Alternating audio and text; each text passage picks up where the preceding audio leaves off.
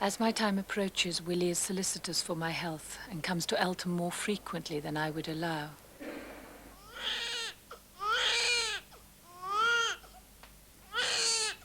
Congratulations, sir. He thinks that the birth will seal our reconciliation, whereas I know it will only cement the cold hatred I feel towards him and consummate the love I bear my child's father.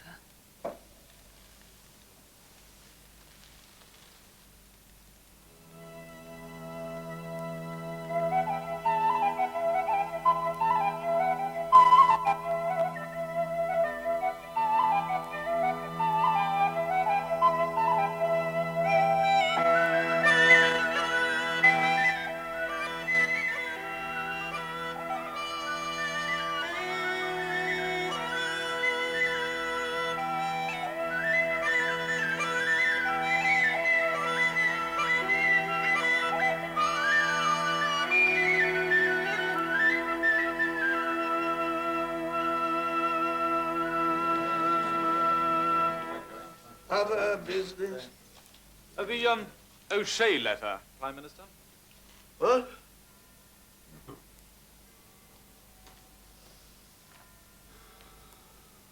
To be sure. Mr. Chamberlain has received a communication from Captain O'Shea, the member for County Clare, who is not, so he protests, a nationalist. The captain poses a question. How is the Liberal Party to get in at the next general election and the one after that without the Irish vote? Damned impudence. Agreed. It is, however, a question I have lately come to ask myself. This Captain O'Shea offers to act as intermediary between Mr. Parnell and ourselves. He believes we may yet find common ground. Excuse me, Prime Minister. You say the letter was addressed to Chamberlain. Why not to myself? I mean no offense, but I was not aware that Irish affairs were within the bailiwick of the Board of Trade. Captain O'Shea says that I appear to be a minister without political pedantry. What do we know of O'Shea, Mr. Forster? He's clever enough. No, cunning, I would say. Vain. Untrustworthy. What are his faults? The captain says that 18 months ago, Mr. Parnell implored him to take over the leadership of the party. That is a lie as childish as it is brazen. My understanding is that Parnell holds him in the utmost contempt. O'Shea's an opportunist. He doesn't speak for Parnell, I'm sure of it. Nonetheless, it would be remiss of us to leave even the most unlikely of stones unturned. Mr. Chamberlain, will you pursue the matter? Not on our behalf, as an individual, you understand. If it becomes public, we repudiate. Our friend Captain O'Shea has had another meeting with Joseph Chamberlain. He reports progress. That jackanapes, his impudence beggars belief. Not my belief. What kind of cloud cuckoo land is he living in? As soon as you let it be known that he's acting without your authority. Why on earth should I do that? I'm not sure you intend to. I wouldn't dream of it. Captain Bold is doing Trojan work. Of course, being Willie O'Shea, he thinks he's feathering his own nest, whereas actually, he feathers ours. How by consorting with Joe Chamberlain? Exactly that. By plotting with an ambitious schemer who happens to be the Irish Secretary's sworn enemy. I see, so your plan... Not my plan. Dillon, I think prison has made you dull. Forster has become an embarrassment to Gladstone, and the cunning old devil is using Joe Chamberlain to get rid of him. Poor old buckshot. I shall be sorry to see him go. You're in here thanks to him? Yes, and thanks to him, too. David's land league has been destroyed. Just think of it, Dillon. He has delivered us from the Fenians. No more having to humor them in their howlings for bloody insurrection. 11-9. 10-9. 11-9. Now at last we can be civilized men. No, let us leave Willie O'Shea to his intrigues. I couldn't be more pleased. You make terms at Gladstone? Well, let us say thank you. I would like the world to see him make terms with me. For that day to come. A moment, Dillon. We are honored, sir. An unexpected pleasure. Mr. Parnell, I regret that I am the bearer of unhappy news. Sir, ma'am, Mr. Parnell. They have released you, then? We were not told. My dear sir, delighted to see you. My sister's boy has died of typhoid in Paris. I have been put on parole to attend the funeral. I'm so sorry. You look unwell. It is not as bad as I feared. I thought that confinement would drive me mad. After 6 months, all I can complain of is the damp. Or rather, my sciatica complains of it. Whiskey? Thank you.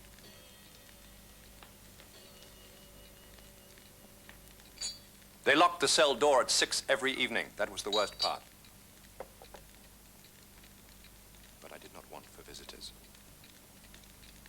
And there were letters. I take it you come from Albert Mansions. Pardon me? Well, since you tracked me down, you must stay the night, eh, Kate? Fact is, we have melancholy news of our own. I trust not. I believe I mentioned in one of my letters that Mrs. O'Shea and I had been blessed with a little girl. Yes. My felicitations. Not long for this world, I fear. What? True. Poor little thing. At first, she appeared to be thriving. And then, of a sudden, she seemed to go from us. Kate sent for me because... Because the doctor says she will not live through the night. Do you want to see her? Kate, no. Don't oblige, I guess. Yes. Yes, I would. Thankfully, we had her baptized. Catholic, of course.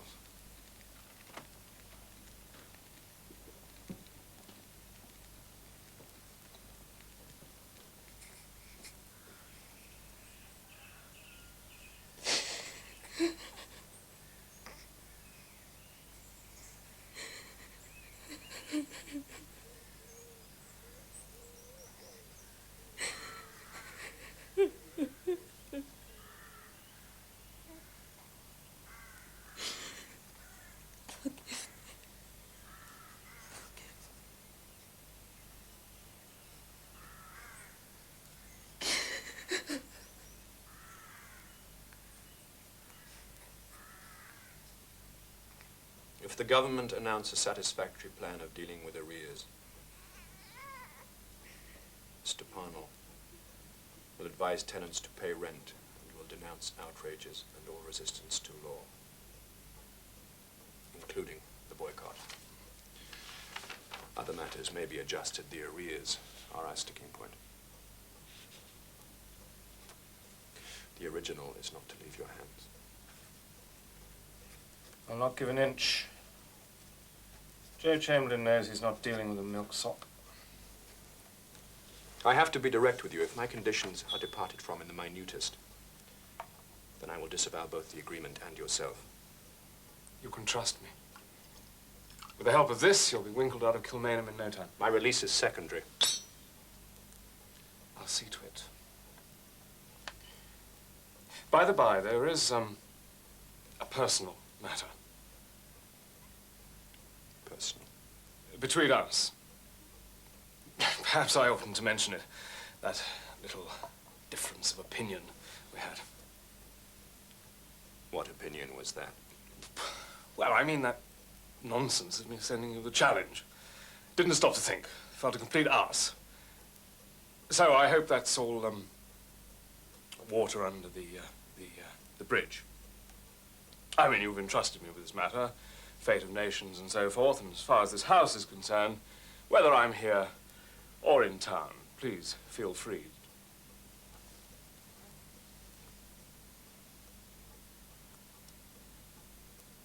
It's over then, is it? Yes.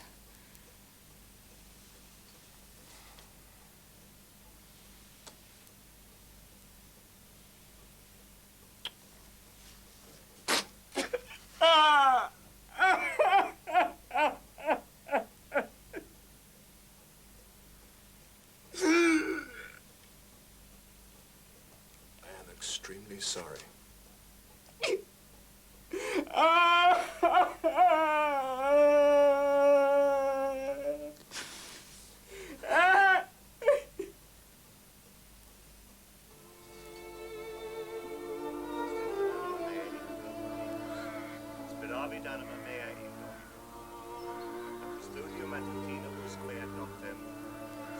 Israel in Domino.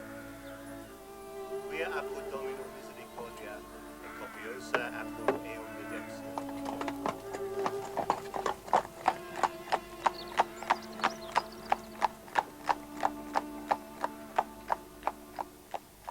I take it, sir, that a condition of his release will be that he makes a public declaration of penitence. Penitence? For his crimes. Were there any? My dear Forster, we would be poor men of business if we demanded that which we have no hope of receiving. If Mr. Parnell were to wear sackcloth in public, as you suggest, his people would call it betrayal. It would be the end of him. And the end of him would be the end of peace in Ireland. I think we've done handsomely. Well, Mr. Chamberlain, shall the man Davitt be released too? I see no reason why not. With the Land League has spent force, he's lost his sting. And the new, moderate Parnell will have little use for him. Prime Minister. There is other business? If Parnell is not obliged to render an apology before the House, it will be alleged that his imprisonment was an error, if not an outright miscarriage of justice. It will be alleged? Alleged by whom?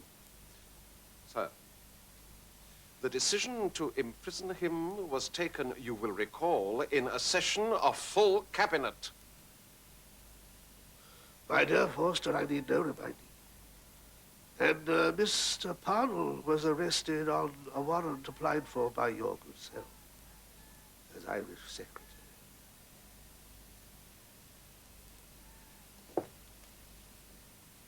Neither, sir, do I need reminding. You shall have my resignation within the hour. It is too bad.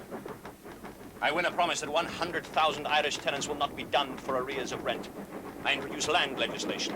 I get rid of the arch-enemy Forster. And what is the result? There continues to be outrage, violence, and anarchy the length of Ireland. It has to be stamped out. You find that amusing? You remind me of a secretary for Ireland bringing in a coercion bill. David, don't think that I am on their side. Pray, do not make that mistake. I'm in politics because of my hatred for them. But if Home Rule comes, and it will not be won by shooting Englishmen from the cover of hedgerows. Man, I admire your arrogance. David, be careful. You think you can play old Gladstone at his own crooked game and beat him? He'll have you for his bloody supper. What's more, you'll not see another red cent from America. You know their motto. You've heard it often enough. $1 for bread and $1 for lead. Aye, that's it. And once they've found out you've broken faith with them... Damn their impudence. And yours too, damn it! The Americans have never understood us, and they never will.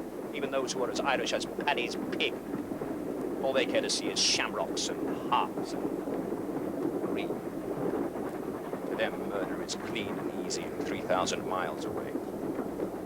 I've not broken faith with them because I did not preach, as you have done, the religion of death, with the gallows for the high altar. We will have Home Rule, and we will have it my way.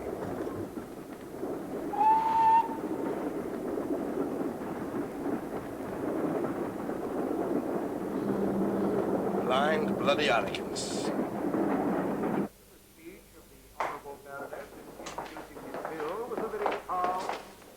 Mr. Parnell. you will go in. And I think I may say, on the part of all the speakers, that there has been very much sound argument. There's no bitterness or acrimony introduced into the discussion, with, if I may be allowed to say so, one exception. My honourable friend, member for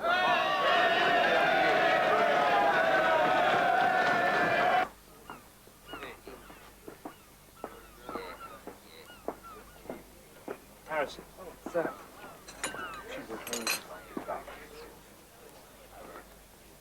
Mr. Parnell,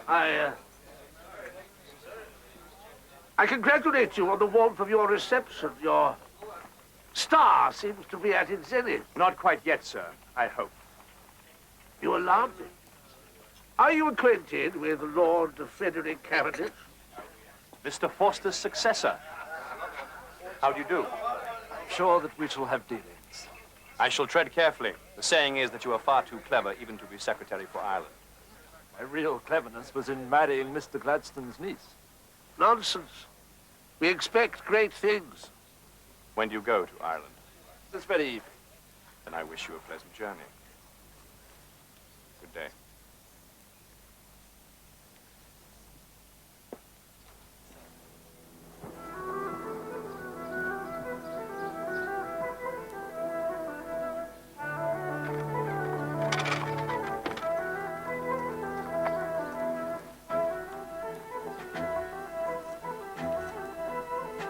A man in the green overcoat.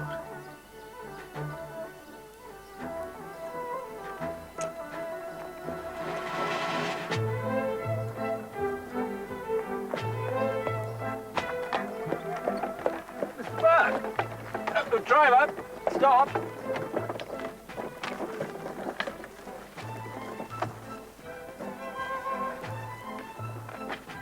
I prefer to walk.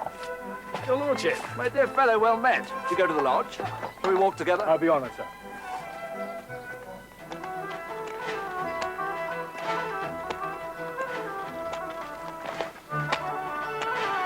Thank heaven for fresh air. Last night's jollifications were quite overwhelming. The Irish can rise to an occasion. Don't often make it a new viceroy, nor for that matter, a new secretary. I say, watch it, man! What are you doing? Help! Help! Someone! Help! Finish them off. Cut their throats, the pair of them.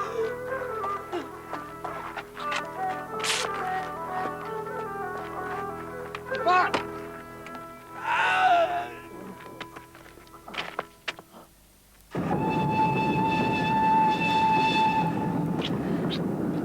Will you come this evening? Forbid me. I must see what the papers have to say about David's release. And by the way, your own great triumph.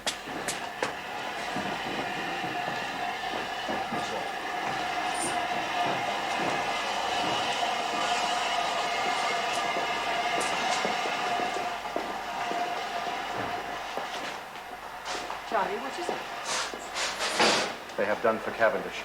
What? In Dublin. And they have as surely done for us. Murder of Lord Frederick Cavendish and Mr. Perfect. Oh, no. Well, what will it mean for the party, that is? Once again, we are villains before the world. Hurry along, sir. Who will trust us now? Who will say that we are fit to govern ourselves? 7 months in prison and now this? Gladstone was ours. We had him. The train is leaving now, sir. What will you do? I shall resign. No! What other course have I? It has to be done.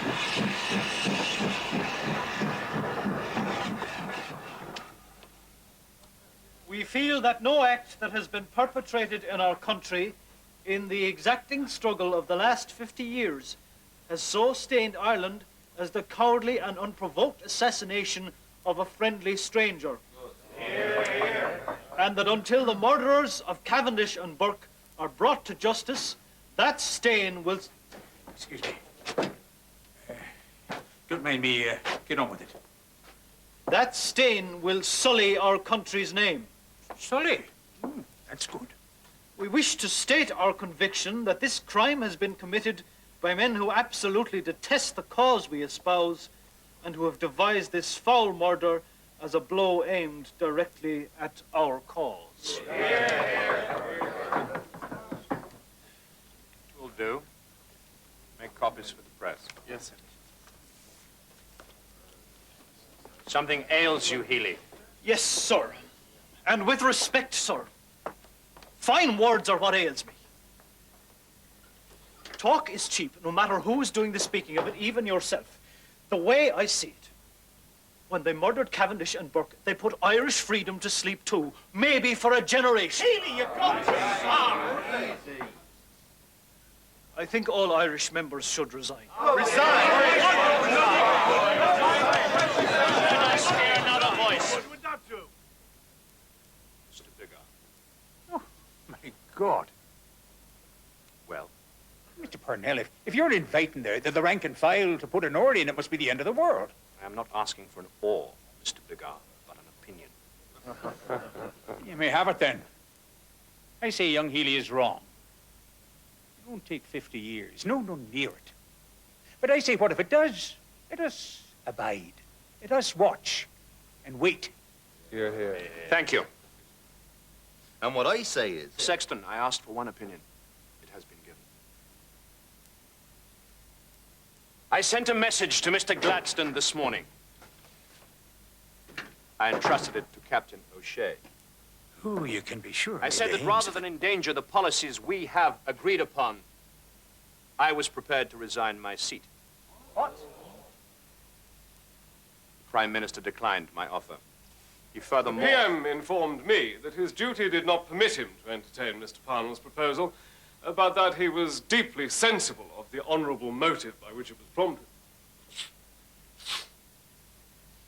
Mr. Gladstone declined my offer. And most graciously, the GOM. Grand old man. You mean God's only mistake? And so in answer to Healy's proposal that the members resign en masse, that would leave me as the leader of a party of one. No, Healy, I think not. And I have not been idle this afternoon any more than I was this morning. It is all arranged. And what is it that is arranged? I have applied for police protection for us both, here and at Elton. You did what? Well, I thought it best to include myself, because the world knows it was I who engineered your release from Kilmainham. In the present climate, that will not be easily forgiven. Do you know what you have done? Do you?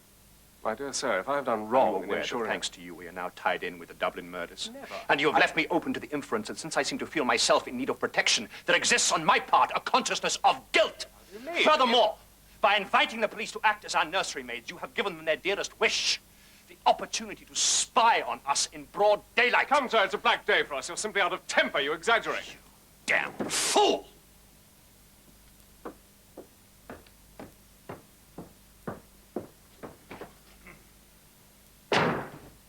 Now that was uncalled for. Last time I do him a service. Today, the only friend an Irishman has in this town is a jug of ale. I know a place. Who's with me? Devil take it, fellow just insulted me. P for Parnell, P for pig. Now you mind your mouth. Do you mean a public house? On this day of days, we'd be drawn and quartered. Not at all. Sure, it has a snuggery. Well, I'm going to demand an apology. Where do you think he's gone? You'll never guess. Hey, if there's one kind of jackass that gets my dander up, it's the kind that thinks he's a bloody racehorse. Who for you, Joe? God Almighty in his wisdom, why does the chief put up with him? Huh? You don't know. Do you? It's not Tim that's talking. It's John Barleycorn that speaks for him. They're right, Tim. There's an expression that the chief, as you call him, an expression that Mr. Parnell is very fond of. I have a government for Ireland in the palm of my hand, and so he has, fair dues to him. Ireland is in the palm of Parnell's hand, and God help it, and us. Because there's another hand, and Parnell himself is in the middle of it. The fine hand of Willie O'Shea. That young fella oughtn't to drink. Take it off him. O'Shea sits with the government. He votes with the Liberals and against us. Why does Mr. Parnell not treat him like the pariah that he is? Why does he employ him as his errand boy and go-between? A man I wouldn't trust to pour that from a bottle. Easy now. It's a question, Joe. It is a question. Jim, there was a time when you lived in the chief's pocket. And he was father and mother to you, patron saint, and God Almighty. But whatever came between you and him? Did he fall out with you? Not have doors slammed in my face. Is that all that ails you? I was there, I saw it. Well, now it takes little enough to turn you against a man. I never turned against him. He turned against me because I found him out. I'm sure you did. That little you. From the girl in Holloway that had his bastard. You'll have one yourself someday. Aye, he will. Should I have two? Grand wee things. It was not from any girl in Holloway. My God, are the lassie blind. He's carrying on with a person who must be as evil a woman as ever lived. Do you want me to tell you who she is? Go to Eltham. See for yourselves.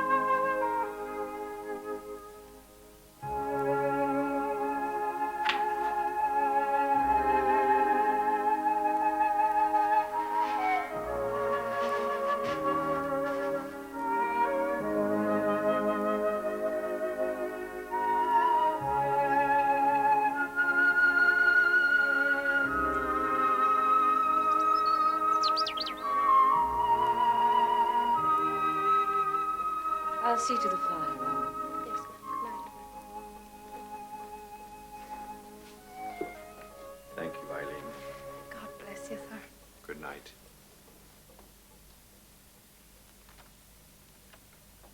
Do all Irish women adore you as profoundly as does Eileen? Far more. Eileen is a moderate.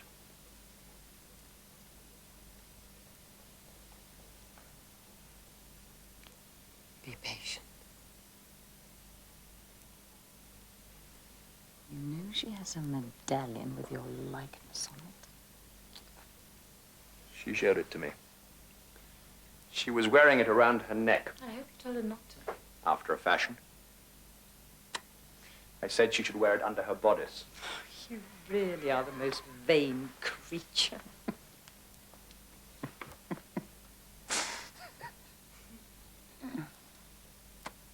Do you think she knows about us?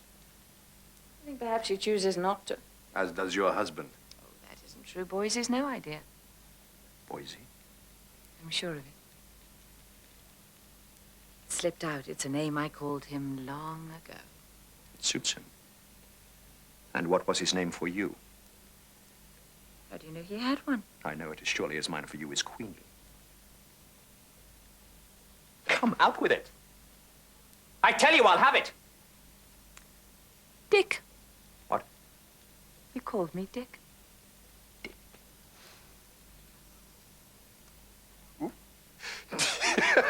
God! And if Willie ever does find out about us? What then, divorce? No. Not as long as Aunt Ben is alive and I'm her heir. And when she dies? Then I will make Willie rich and contented. That is, unless Mr. Chamberlain achieves that for him before I do. Chamberlain? How? Oh, don't you know? He and Willie are intimates. I think you mean as thick as thieves. Mr. Chamberlain says that after the coming election, when he's Prime Minister, The devil, he says. that he will appoint Willie as Chief Secretary for Ireland. Think of it, my darling. And I'll be able to see your beloved Avondale. Willie O'Shea is Irish secretary. Well, is it so impossible? Mr. Chamberlain... Will never be Prime Minister, and your husband will never in 10 lifetimes set foot in the Vice-Regal Lodge. Johnny.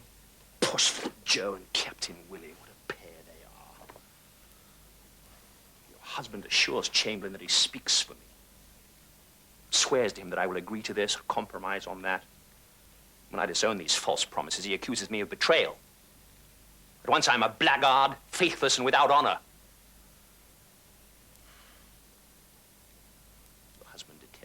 Whatever. Thanks to him, Chamberlain is now my deadliest enemy. Well, counting Boise. My second deadliest. So, Willie will never be the Irish secretary? Not until the sky falls. My love, Chamberlain is a schemer who tells the fool what he most yearns to hear. Irish secretary. After the next election, O'Shea will not even have a seat at Westminster. What? But he must. How? The Liberals won't adopt him. No one likes a renegade, not even the English. My people won't have him at any price. He has betrayed them. He votes with the enemy. He's an outcast. Well, the Irish will accept him if you tell them to. Not O'Shea. Not him. He never will. Whatever you say, they will do, you know that. You are their uncrowned king. You saying that for your sake, I should force your husband down the throats of honest men. You make a little thing sound so terrible. Jolly well do it. Why? Why is it so important? Already my people are asking what power he has, that I allow him to meddle and interfere, that I suffer his impudence. Let them ask. Are you answerable to them? You say that you're not. You're never done saying that you're not. Hey. You cannot refuse me. Do it For us. so that he will leave us in peace. Not 2 minutes ago, you were saying that we were in no danger from him as long as your aunt was alive. And nor are we. Now you say that we must pay twice for the same silence. I ask again. Why? So that he will be grateful. Grateful to me. Grateful to anyone. You care for him. No. Then why? Because I care for myself.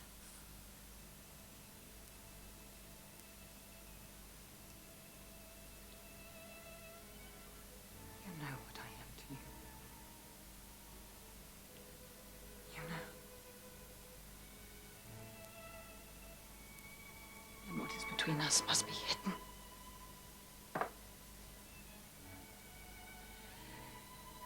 Like any woman, I only exist in my husband's shadow, and now you tell me that soon he'll have no shadow to cast. I want a face that I can show to the world, even if that face is a false one. If he becomes a nobody, then even estranged from him, so must I be. Ambition. The part of me is to have a life in the open. It has to be as more than the wife of a man who has neither position nor respect. If you want that for me, then you must help him. No.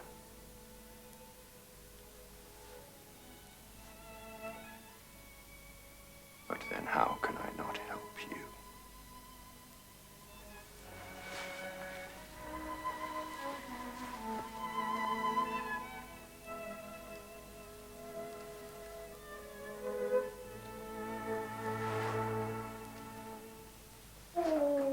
Oh, who's my special Come along, Nora. baby Your chick? father's arrived. Hello, Willie. Time to get ready for Mass. Hello, my chick.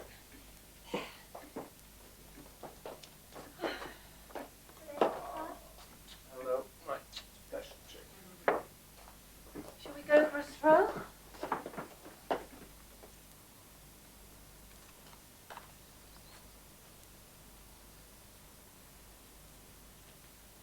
Your friend been here this week? My friend? Not mine, surely. Oh, you mean Mr. Parnell? Yes, he came on Wednesday for lunch. No, I meant in the evenings. After all, I did tell the fellow he was welcome here at any time. Yes, that was rather impetuous of you.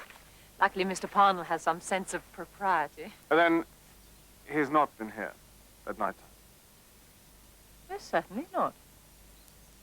You do believe me? If I have your word of honor. You do? And you accept it? Completely. And you accept that I accept it.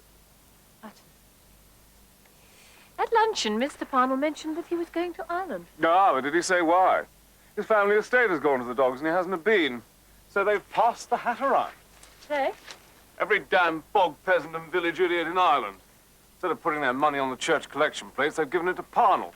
40,000 You mean people? pounds into that humbug's pocket. God, price of patriotism. True what they say, the devil's children do have the devil's... I'm going mad.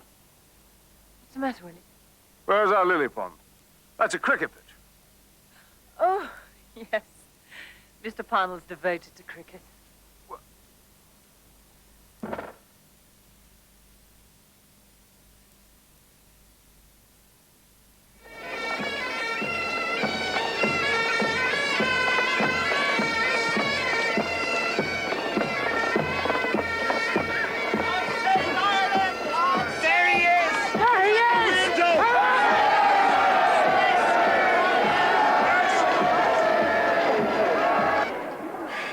Apparently I'm to be spared nothing. I must jump through their hoops like a performing dog. They mean to honor you. Not at all. They give me my supper and I must sing for it. Either that or see Avondale go on the auctioneer's block. I think you look upon it as charity. I will not call it by another name. You really are their king, you know.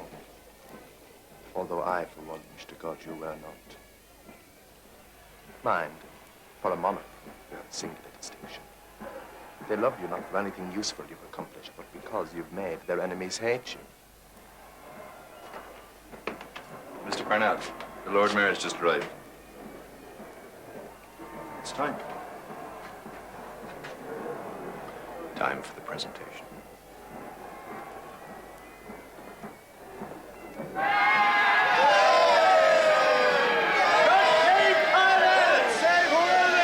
Mr. Parnell, how shall I call you as we mark this effulgent, nay, this golden page in our cities, nay, in our country's history?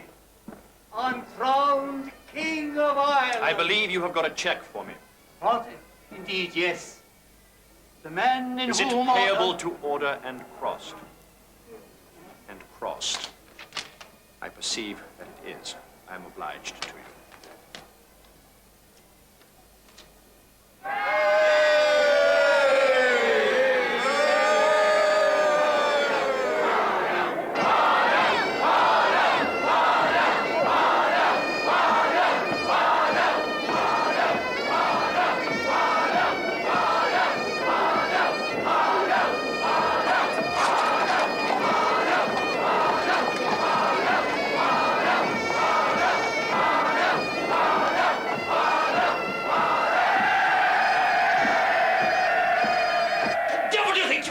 Mr. Parnell, you must speak to them. Must! Must, do you say? They are our people. They expect it.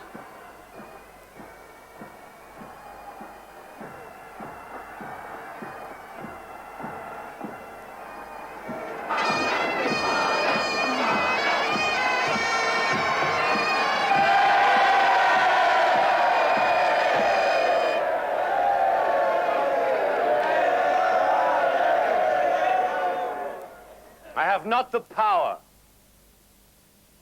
to express adequately my feelings, not only with regard to the Parnell National Tribute, but to the magnificence of this demonstration. I prefer to leave with the historians the description of the occasion, as I propose to leave to posterity whatever fruits the occasion shall put forth. I bid you good night.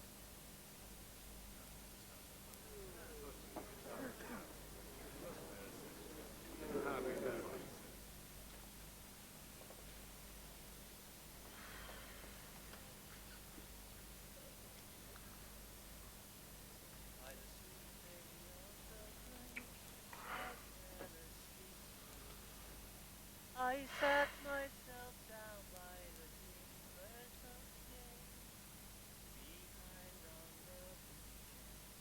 The wild waves were rolling, in sorrow condoling. I heard a third my heart was in mourning.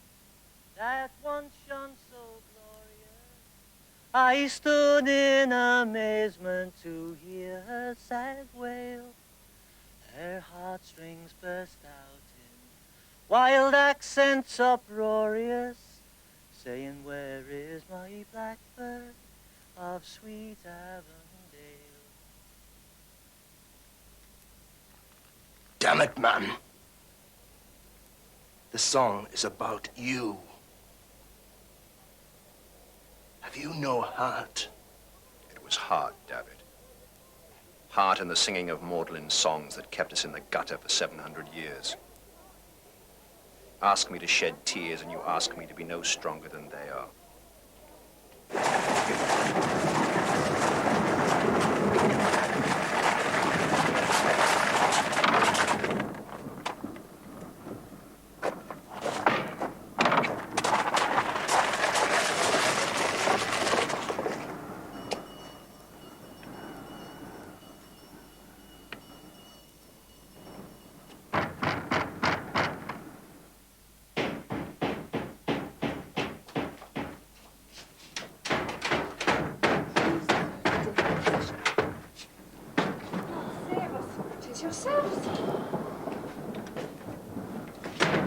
Where's your mistress?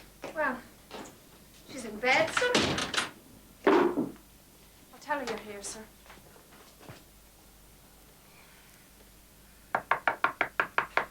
Yes, Eileen? If you please, 'tis the captain, ma'am. He's come home. Thank you, Eileen. I'll come down. I'm saying it isn't my place to say, ma'am. Well? The captain has a dropped hook. The Irish boring drunk. A new member for Liverpool has been celebrating.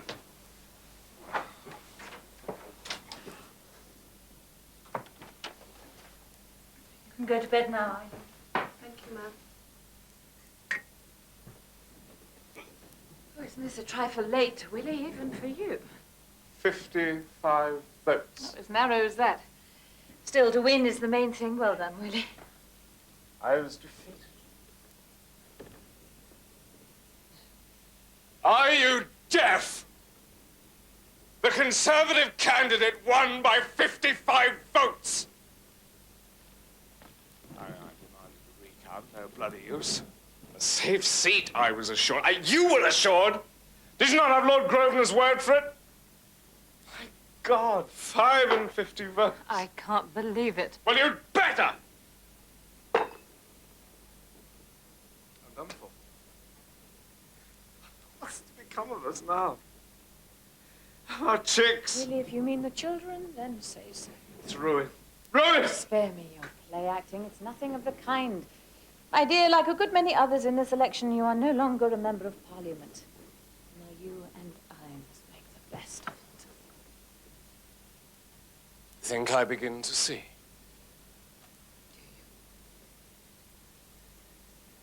And what is it you see? That as well as those who have betrayed me, I have an unfeeling and unloving wife. You have been betrayed. I have been treated in blackguard fashion. 500 pitiful votes. If he had given one more speech on my behalf, if he had just for a moment given thought to me rather than himself, then I would have carried the day. And who is he, Willie? I suppose you mean Mr. Parnell? Him! The ingrate, the architect of my downfall. Absurd! He went to Liverpool on your behalf. He withdrew his own candidate. He addressed meetings. He told the Irish voters you were the better man. You know he did. Then why was I not elected? Didn't I? Don't be ridiculous. The truth is that after all I have done for him, he has failed me most shamefully. Well, he has mistaken his man. I am not one to lie in a ditch. I mean to hit back a stunner. I have packed my shell with dynamite, and it will send a blackguard's reputation to smithereens. What do you mean? I mean, his ruination is in these hands. Sorry.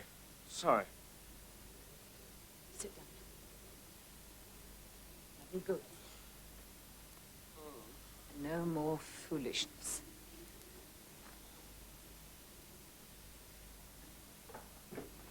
Kate!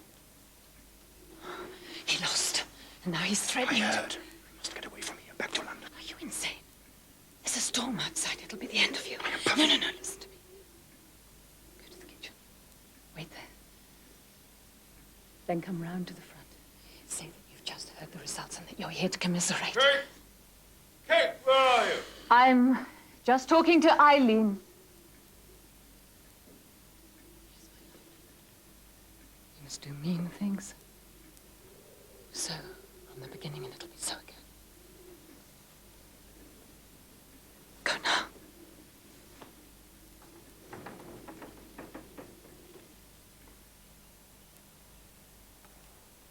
I was damn fond of that tree, you know. Oh, well. I guess now I shall have time on my hands. Henceforward, I can be here all week. Politically, Liverpool need not be the end of you. Oh, I'm sure there are any number of seats all going and begging. There is perhaps one.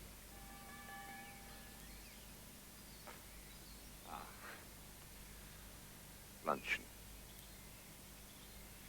T.P. O'Connor has been elected to 2 seats, one of them Galway. If I ask it of him, that is the one he will relinquish. Galway? Do you mean for me? But of course, and I'm bound to get in, odds-on favourite. Rank and file Irish voters think the world of me. Do they? I had not heard. Oh, yes, I'm popular with them. Scum in Liverpool, a renegade Irish, I hadn't The a reason chance. the scum in Liverpool turned against you, O'Shea, was that you continually spoke ill to them of me. Of you? What on earth? Insult yourself with a denial. Kindly do not insult me. While I was on one platform after the next working to secure your election, you were proclaiming me a villain the length and breadth of Liverpool. I play your double game with the Galway voters and you will lose that seat as well. Do you understand me? Well, I'm flabbergasted. Captain I O'Shea, I asked if you understood me. It's all right, Eileen, they're coming. I won't mince words, O'Shea. You are not wanted in Galway or anywhere else. As it is, I'm going to have to ram you down the party's throat. Most kind, I'm sure. For your own part, tread carefully and do as I say. Perhaps when you agree to take the pledge, they will accept it as a token of good faith. Pledge? What pledge is that? You know it as well as I do. And you know that it is mandatory. That you will sit, act, and vote with the Irish Parliamentary Party. Vote with your lot? No fear. Joe Chamberlain will never speak to me again. Captain O'Shea, at personal cost. I do not know at what cost as yet. I am offering you the last chance you will ever have of regaining your seat at Westminster. The pledge is obligatory.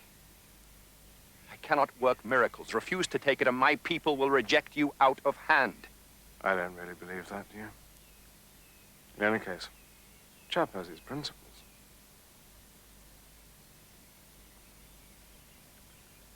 Principle. Sorry. Can't be done. Then stay here. Damn you. And repair your garden.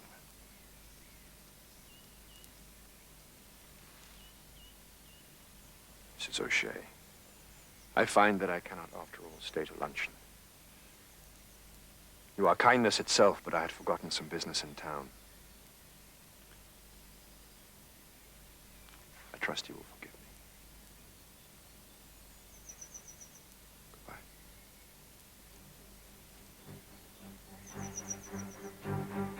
Goodbye. Joe! Joe, Bigger, where the devil are you? I don't hear. Joe, are you in there? It's you! For God's sake, lads, make it quick. I'm not long for this world. Right so, here it is for you. Parnell is running O'Shea for O'Connor's Galway seat. You liar, you. It's God's truth. I saw the chief not an hour ago. I told him I had my own candidate for the seat, I may as well have talked to that wall. He said that Joe Chamberlain had asked him to propose Captain O'Shea.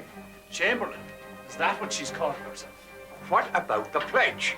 He won't take it. He and Parnell are on this evening's Irish Mail. They'll be in Galway by midday tomorrow. Then we'll go too. We'll put a stop to it.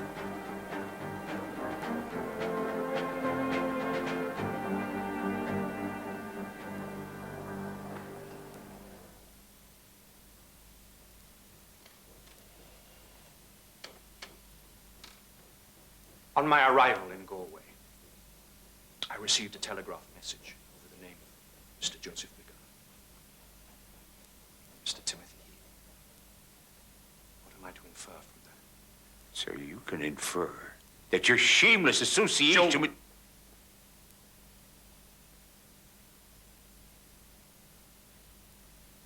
We believe that Mrs. O'Shea is a woman who would see her husband rise in the world. Have a care, Healy. We believe that you are now asked to repay the hospitality given you by the O'Sheas. The price is that you should offer an insult to this party by putting forward as your candidate a man who is the party's sworn enemy. I am not in the habit of explaining my actions, but this time I shall humor you. I have put Captain O'Shea forward at the request of Joseph Chamberlain. Yeah, that's an outrage. Chamberlain is on friendly terms with Captain O'Shea, and he believes, as I do, that when a Home Rule Bill becomes a reality, the captain will be an acceptable go-between. Why do you oppose me? You put my judgment in the dock. You have set this city in a ferment. You endanger the party itself.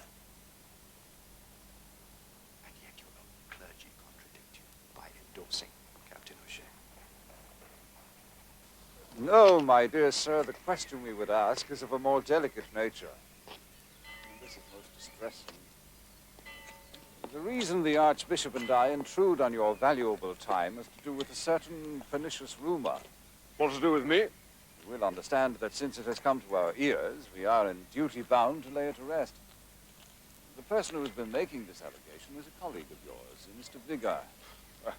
Your Grace, that man is a known He claims blackguard. that there exists an improper, I should say, a scandalous relationship between your wife and Mr. Parnell. He says what? Need one say that the more vile such rumors are, the harder they die.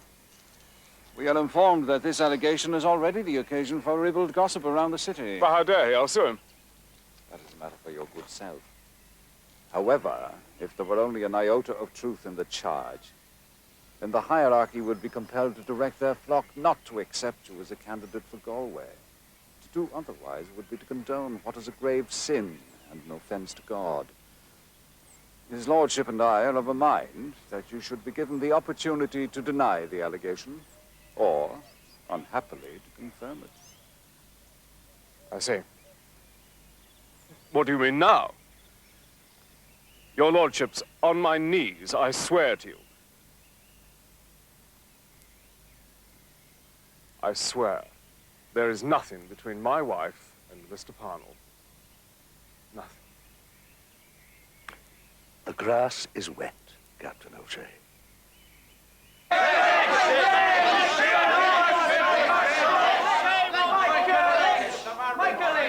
Very well, then. You say that you will not have William O'Shea for Galway. You say away with him. Lynch! Lynch! Lynch! Your man Lynch! is Michael Lynch. Lynch!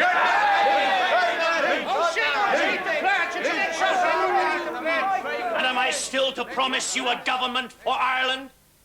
Am I? Mr. Healy?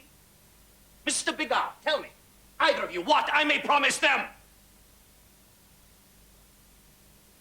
The man who strikes at this hand strikes at the hopes of the Irish nation. When has it ever been so necessary to uphold my authority as at this moment? When in this hand is the measure that will secure peace to this long neglected country. If I am defeated on this platform, if you set your faces against me, then the word will go out from here and through the universe that a disaster has overwhelmed Ireland. There will arise a shout from our country's enemies. Parnell is beaten. Ireland no longer has a leader.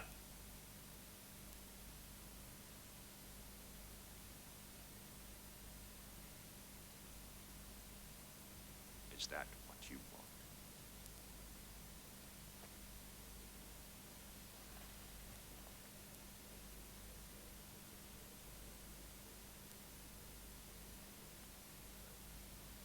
May it be good. If the chairman pleases, for the sake of harmony and the good of the party, I ask to withdraw my candidacy in favor of Captain O'Shea. O'Shea won't vote for us! Mr. Healy, do you continue to oppose the chair?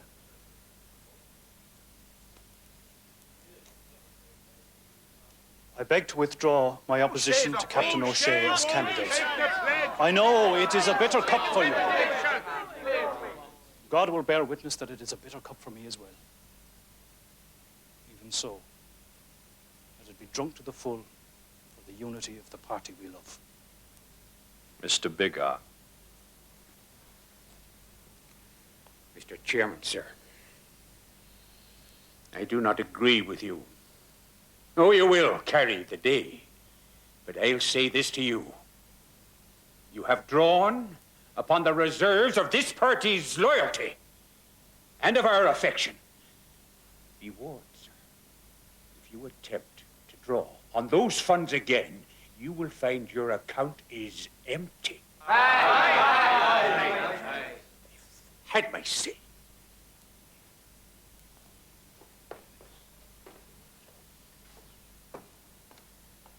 Mr. Lynch begs leave to retire in favor of Captain O'Shea.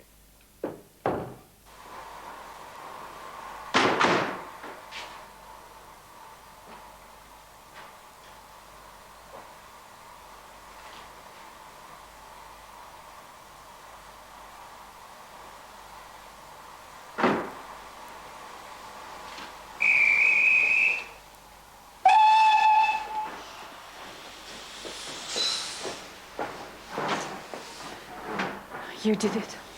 You won. Oh, thank you. Yes, he won.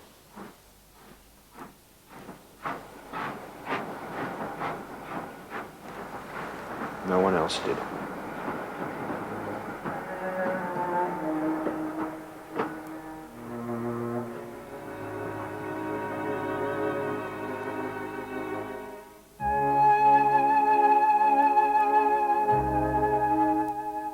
Part 3 of Parnell and the Englishwoman can be seen next Wednesday night at 9:30 here on RTE1.